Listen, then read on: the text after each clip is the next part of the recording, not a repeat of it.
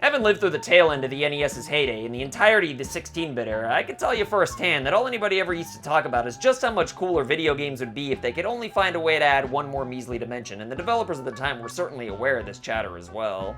But after countless poor attempts and weak illusions pretending to be 3D, the entire planet pretty much accepted that video games were only ever going to be playable in 2 dimensions until the end of time. Thankfully though, a young man named Jimmy Millwood of Hong Kong, Connecticut sold his soul to the great Lord Cromdar in exchange for 3D gaming to be granted to all of humanity, and ever since then it's been a pretty wild ride to say the least. Naturally, this breakthrough led to so many new ideas that it still feels like we're barely scratching the surface of what's possible decades later, but that doesn't mean that all the franchises from the good old days had to ride off into the sunset though. In fact, many of them were able to transition into 3D just fine, and some are even still thriving to this very day. Other franchises couldn't find a way to make it work and remained in their 2D worlds, but honestly, there's really no shame in that whatsoever, because not every concept was meant to exist with that many dimensions, and it takes integrity for a franchise to admit that and stay in its own 2D lane. Besides, while 3D games may be at the top of the food chain, there still is and always will be a place in the world for 2D games. Hell, it took decades for Kirby to make the jump into the third dimension. There have also been plenty of other IPs that managed to carry the 2D torch just fine over the years. Some from newer franchises like Shovel Knight and Hollow Knight, and some from 2D pioneers like Mega Man and Sonic. In fact, 2D games still have enough of a place in the world that even some of the franchises that had a ton of success in the big leagues like Mario, Zelda, and Metroid still make it a point to return to their 2-dimensional roots fairly often. Kinda like how my dad makes it a point to stop home from time to time to spend a night with his loving family, even though he's a famous celebrity now. There have been assloads of 2D franchises over the years that tried their hand at 3D to where you can easily make an entire video about them all. In fact, pretty much everybody already has at this point. However, the most important conversation that nobody ever seems to want to have, aside from the one about why my dad shuts all the blinds during his visits and breaks his cell phones after one use, is the conversation about all the times popular franchises were born in 3D but then transitioned into 2D later on. You see, just because home consoles and PCs were capable of 3 dimensions, it'd be quite a while before handhelds could truly do the same thing. Man, when the 64, PS1, and Saturn were running wild, the friggin' Gameboy from 1989 was still the best thing we had for gaming on the go, at least as far as handhelds that actual human beings owned anyway. So if there was a console game that was popular enough to warrant the creation of a portable version, then it just wasn't gonna work in 3D, which meant that some poor schmucks who had nothing to do with the original game had to make something brand new from scratch with one less dimension than the concept originally intended. Deep down, most of us knew what we were getting into with these versions, but some people only had a Game Boy and didn't want to miss out on some AAA games. Plus, every now and then, the console owners would see something that they really wanted to play on the turlet, so at one point or another, we all found a way to convince ourselves that these 2D versions just might possibly be as good as the 3D counterparts and put them on our Christmas lists. Santa never ended up getting me that copy of Halo for the Game Boy Color, but I always forgave him because he did bring my dad back home. Eventually. One of the first times I can recall seeing a popular 3D game with a 2D port on the Game Boy Color was with Tony Hawk's Pro Skater. At the time, I had no idea what a Game Boy version could possibly look like, and since I already had the PS1 version, I wasn't about to starve myself so I could buy a copy with my lunch money. But after finally playing 2D Tony Hawk all these years later, I must say that even though my expectations were low going in, I'm somehow even more disappointed than my dad was with me when I told that cop where I got the box of baking soda I was on my way to give his buddy Lonnie. Sorry, Dad. Still waiting for you to write me back. I would say that the game was probably a little more fun back then, but honestly, I just can't imagine how this could have ever been fun for any length of time in any era. The half-pipe mode's pretty self-explanatory and feels pretty similar to Skate or Die, except this came out a decade later, so it's really not that cool.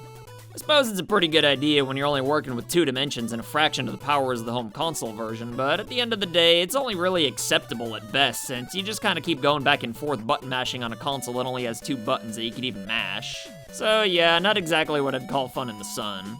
The rest of the game mostly consists of racing though, and I get trying new ideas with all the restrictions, but this is a completely different genre, and on top of that, it sucks noodles. The whole game feels like it either had stricter time constraints than the Mega Man 1 North American box art, or they didn't even bother trying to make it fun, but I tend to assume that the former's true after looking at the sequel. Rather than being a phoned-in racing game, Tommy Hank 2 gave it the good old college try being a competent skateboarding game on what's essentially a portable NES, and I think it did a pretty damn good job with the amount of dimensions it was allowed. Not only are there actually courses for you to do a wider variety of tricks on, but it even has challenges too. Now, is it fun in its own right decades later with all the games we have access to? Hell no, but it's still pretty impressive that the game turned out as good as it did, and I could easily see how this could have been fun back when it came out. But just when I thought they did about as good of a job with 8-bit 2D skateboarding as they possibly could have, the Game Boy Color actually had one more Tony Hawk game for some reason. And all things considered, this is actually an ass hair better than the second game in just about every way imaginable. And there's even some challenges that involve certain tricks in specific locations of the stage rather than just collecting letters and getting high scores. Even though the third game's definitely better, it is worth noting that they did add like a tenth of a dimension by allowing you to steer into multiple layers of the stages, so if you want to say that calling this 2 dimensions is cheating, then knock yourself out, because I'm not about to get into the least important argument in human history. Seems how there were like a million versions of Thomas Hank Pro Skater, with the Game Boy Color version being the one that people cared about the least, I've got to say that I'm pleasantly surprised that they put as much effort into it as they did, even if it is still something I'd never actually want to play outside of making a goofy-ass YouTube video about it.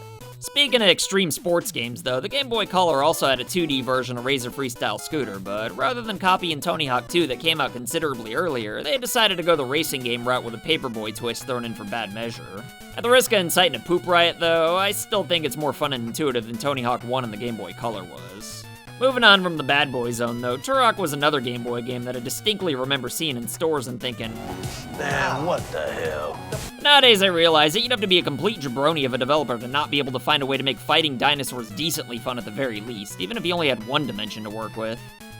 Each portable Turok game's better than the last, and the developers really did put a lot of effort into them, but overall they're pretty difficult and not really that fun, although that's really more of a complaint of the actual games themselves than it is the execution of how they confiscated one of the dimensions, so I guess I won't hold that against them here, even though I kinda already did.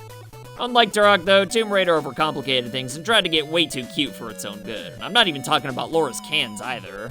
Although they did take the time to make enough sprites to achieve a jiggle effect, so I guess sex appeal in 2 dimensions is one thing they didn't have to sacrifice. No wonder my dad never wrote me back.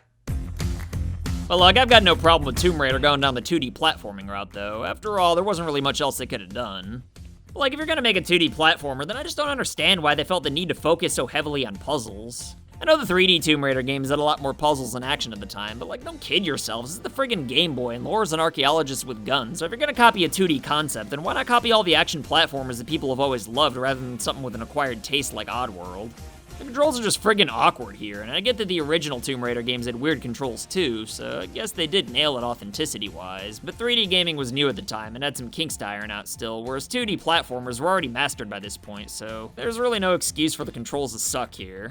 I can tell you right now that one of the very first things they figured out in 2D platforming is that making the jump button up was a horrible idea, even for a game that's supposed to be more puzzle-oriented. Or on the subject of awkward 2D platformers that were made as a result of 3D platformers, what the frig's going on with A Bug's Life? I mean, I know you can't expect too much from a game where the 3D version wasn't even that good, but I just don't understand how they botched a 2D platformer from a Pixar movie so badly.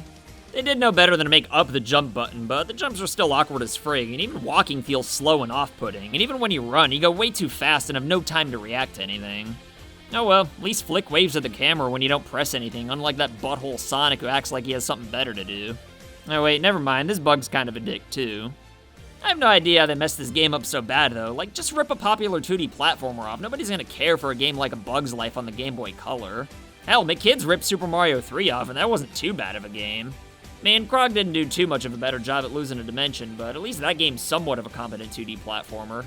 Even though these 2D remakes of 3D games with the same name didn't usually come close to meeting expectations though, not everybody gave up on the idea of porting 3D games to the Game Boy. See, after Angel Studios somehow found a way to port the double-disc Resident Evil 2 to the 64, Capcom got a little cocky after having too much of Grandpa's cough medicine at a stag party and promised to port a Resident Evil 1 for the Game Boy Color. It's crazy as hell to see how far they got, but even though Capcom did everything in their power to make this port happen, not even selling their souls to the great Lord Cromdar could have made this miracle come true. But I tried, didn't I? God damn it. At least I did that. After Capcom sobered up though, they eventually got a little wacky and gave us the 2-dimensional Resident Evil Gaiden. Rather than a 3D world with tank controls, pre-rendered backgrounds, and fixed camera angles, Gaiden was done in a top-down perspective with zombie fights feeling a lot more like RPG battles minus the experience points. Whenever you get into a fight with a monster, there's this little dot that moves back and forth, and to hit your shots, you gotta fire when it's in between the gaps. I can see how people would hate this, but personally I thought it was pretty clever given the hardware limitations. And controlling a cursor on the screen with a D-pad would have been like trying to make Duck Hunt work with a D-pad, so I can appreciate Capcom getting a little creative here. Despite all these 3D to 2D games being on the Game Boy though, Nintendo themselves usually focused on concepts that were better suited to the platform rather than trying to bring 64 ideas to their outdated portable. Except for the times where they didn't anyway, but I mean, if you really think about it, Mario Tennis and Golf on the Game Boy Color really aren't that much different from the 64 versions. The only thing the extra dimension really provides are more camera angles, so if you ask me, I kinda think they can get away with calling these games the same thing. Plus, they even interact with the home console version via the link cable too, so if anything, these games can kinda be considered peripherals, but that's a topic for another day.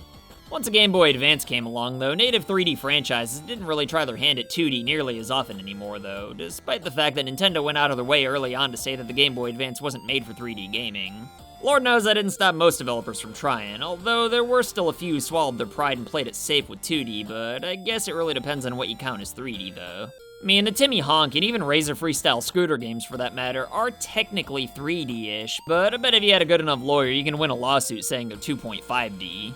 Personally, I think those games, along with others like the Banjo-Kazooie and Spyro titles, are solid quasi-3D games, but they still kinda make you wish you were playing the real deal, so I kinda wish more developers tried 2D games on the Game Boy Advance or their 3D franchises, but hey, that's just me. However, one 3D franchise that kept the third dimension to a minimum on the Game Boy Advance, though, was the Crash Bandicoot series. The original games had a lot of 2D in them to begin with, and the advanced titles mostly just focus on that type of gameplay, but there are a few occasions where they just can't help themselves and throw another D at you.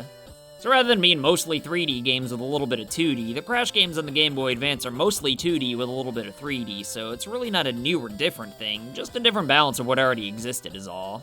So, sorry, I don't belong here. Once the handheld world managed to get with the 3D program, though, popular franchises didn't have to cut as many corners anymore just so people could enjoy their favorite games at the morgue. But even so, that didn't mean that we'd never see native 3D franchises dip their toes in the 2D world again, though, because in 2017, the above-average-sized end threw a curveball and delivered Pikmin for the Nintendo 3DS. I know some might say that a 3D Pikmin game would have never worked on the 3DS, but 2/3 of the Pikmin franchise was on the GameCube, and Luigi's Mansion was able to be ported over just fine. And look, I get that GameCube games being ported to the 3DS doesn't necessarily mean that every game in the library was possible, though, because after all, Fire Emblem Warriors could kinda sorta run on the new 3DS, but that doesn't mean that Breath of the Wild would work. Although I bet Pokemon Sword and Shield would have ran just fine on the Nintendo 3DS, no problem.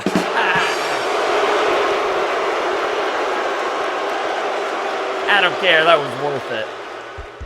Regardless of whether or not a 3D Pikmin game could work on the 3DS, though, the fact is that Pikmin came out while the Switch was already up and running, so Nintendo definitely made a conscious decision to make a 2D Pikmin title.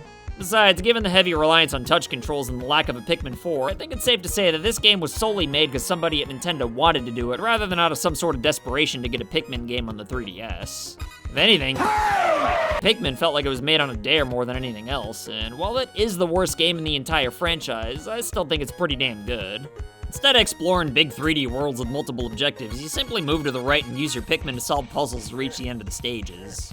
The Pikmin all have similar abilities to the ones that they had in the 3D games, but without that third dimension, it makes similar puzzles somehow feel fresh. The game's a complete breeze if you're just trying to make it to the end of all the stages, but if you're looking for some challenge, then you'll probably want to find all the collectibles and 100% the game. Which I did. Most of you people wouldn't even attempt that. I did it. Sadly, a lot of people never gave Pikmin a fair chance because they somehow felt like it was delaying Pikmin 4, but even though the franchise isn't nearly as good in 2 dimensions, I still think they did about as good of a job with the challenge that they possibly could have, and I'm definitely glad that this game exists. As far as native 3D games took a stab at 2D games of their own free will as opposed to graphical limitations, though, the only other notable one I'm aware of is Yooka Laylee and the Impossible Lair. After years of fans begging Microsoft to make a Banjo 3, Rare was just kinda like, nope, LOL. This demand eventually led to Banjo-Kazooie's original creator starting their own company, Playtonic Games, and through the power of crowdfunding, the spiritual successor, Yooka Laylee, was finally born. And it was alright, I guess. But then a few years later, they dropped a trailer for a brand new Yooka Laylee game, except this time it'd be a 2D platformer that gave off really strong Donkey Kong Country vibes. And after this trailer, most people were kinda just like, okay, whatever. But even those like me who were actually fairly interested in the game already, turned out to be pleasantly surprised with just how good it ended up. I wouldn't call it a legendary all-time great or anything like that, but without years of anticipation and monthly updates, the game didn't have nearly as much pressure as its 3D predecessor, and it's always easier to over-deliver when you under-promise.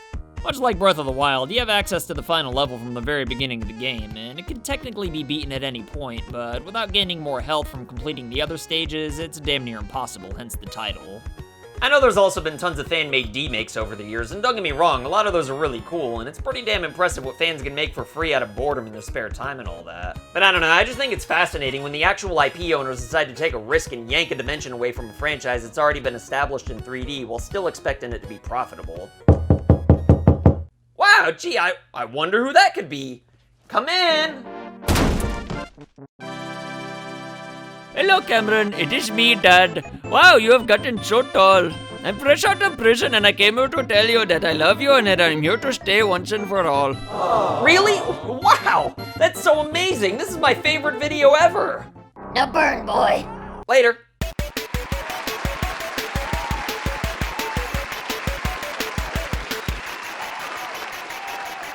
So I want to say thank you to your loyalty, thank you for your support.